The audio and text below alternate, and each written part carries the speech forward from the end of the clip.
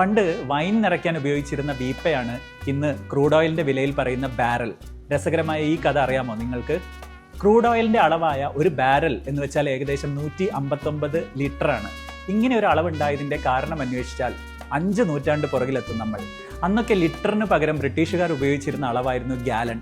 15-ാം നൂറ്റാണ്ടിൽ ഇംഗ്ലണ്ടിലെ രാജാവായിരുന്ന കിങ് റിച്ചാർഡ് മൂന്നാമൻ വൈൻ സൂക്ഷിക്കുന്ന വീപ്പയ്ക്ക്, നമ്മൾ ഇംഗ്ലീഷിൽ ഡ്രം എന്നും ബാരൽ എന്നുമൊക്കെ പറയുന്ന വീപ്പയ്ക്ക് ഒരളവ് നിശ്ചയിച്ചു. ഒരു ബാരൽ എന്ന് വെച്ചാൽ 42 ഗാലൺ, അതായത് 159 ലിറ്റർ. ഒരാൾക്ക് ഒറ്റയ്ക്ക് കൈകാര്യം ചെയ്യാൻ കഴിയുന്ന ഒരു കണ്ടെയ്നർ എന്ന നിലയ്ക്കാണ് ഈ അളവ് നിശ്ചയിച്ചത്.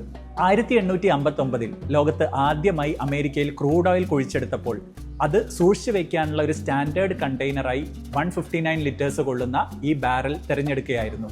ഇപ്പോഴും ലോകം ക്രൂഡ് ഓയിലിൻ്റെ കണക്ക് പറയാൻ ഇതേ ബാരൽ ഉപയോഗിക്കുന്നു.